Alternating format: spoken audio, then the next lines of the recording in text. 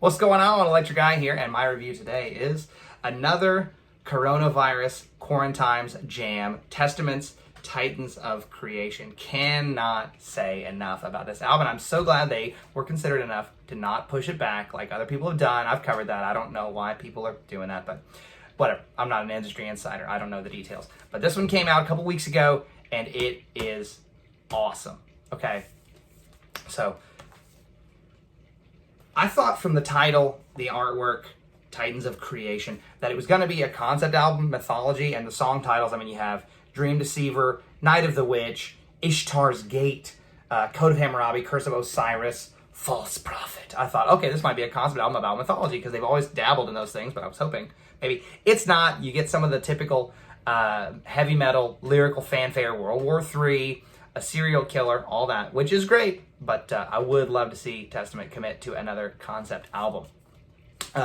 This album almost had the footnote of being Chuck Billy's final album. If you don't know, they were on tour in Europe with Slayer and Death Angel, and a whole bunch of members of those bands got COVID-19, including, I know, the drummer of Death Angel, Will Carroll. I think Gary Holt had it from Slayer. So Chuck Billy fully recovered, did some pretty intense interviews about what it was like and how his energy was totally drained. He and his wife were very sick. So best wishes to all the people that have had COVID-19 in these bands and their recovery and all that. Much love. And super glad this is not Chuck Billy's final album because it would be very depressing because this album is so good. So jumping right into it, I'll mention the packaging first. The artist, Eleron Cantor. I'm probably pronouncing it wrong. Sorry, bud.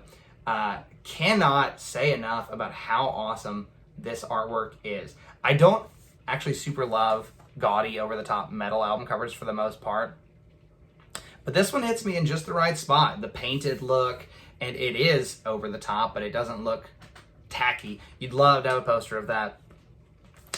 He's done the past few Testament album covers and has been killing it. The gatefold, beautiful with your lyrics in there, some nice cosmic images of the band. My local record store owner hooked me up. I got the indie exclusive, limited to 500 copies, blue vinyl. It is available on a few different ones. Nice heavy vinyl, sounds killer on it. Jumping into the album, comes out of the gate, heavy and does not let up. Children of the Next Level is awesome. World War III, I mean, it's very satisfying hearing Chuck Billy with that big, deep voice. Oh my God. Because he can just, I don't know how he has managed now at this point in his career to be able to do everything vocally. He can scream high, he can growl low, his singing voice is like demonic, just sounds amazing.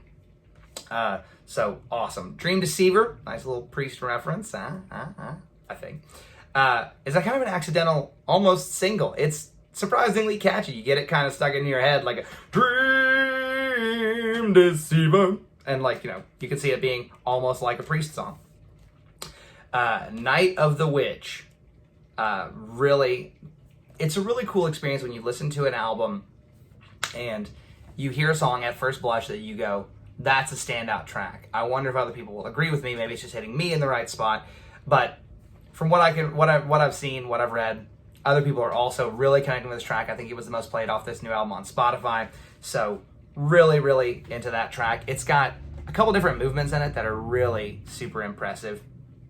Just like this halftime punch the wall part, and then this double bass just punching at a swirling lead that just and just, I don't know. It's a really, really, really cool track. City of Angels, also a super cool track about Richard Ramirez, the Night Stalker, and apparently it almost didn't make the album. I read from Chuck Billy saying that he was working on lyrics and things with Del James, who he co-wrote a number of the songs on this album with, lyrically, and said that he really couldn't find his vocal spot in the album, on that song, couldn't find what he wanted to do with it, and Del James was actually like, take that back, let's riff on that a little more, and it ended up being one of the standout tracks on the album. It's got some nice little references to, the LAPD, them trying to solve a case. America's Most Wanted is referenced in the lyrics. He also, at one point, says 1985 in the lyrics, which I'm not poking fun, but I kind of wish that was left out. I don't know what the obsession is with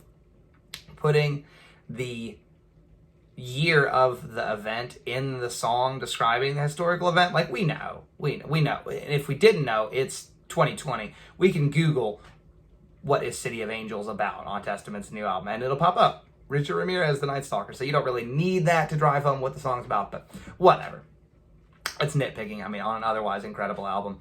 And like I said, then you have the fantasy songs, like I mentioned, Ishtar's Gate, Code of Hammurabi, Curse of Osiris, which Curse of Osiris reminding us that uncle is one of the least metal-sounding words of all time, but still pretty cool in this song.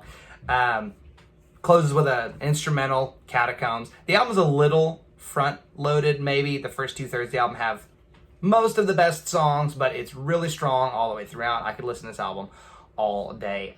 Lyrically, very strong. I saw somebody say that they thought that this band was capable of more lyrically, and I don't really know what they're going on, because the lyrics to this are about as good as any other Testament album. I mean, the last album, songs like Blackjack, like Brotherhood of the Snake, Blackjack, Can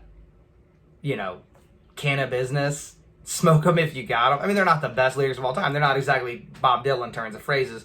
And Testament has never been as strong lyrically as certain bands that are really driven, like maybe a Megadeth or whatever. But overall, really great lyrics. I'm not complaining at all.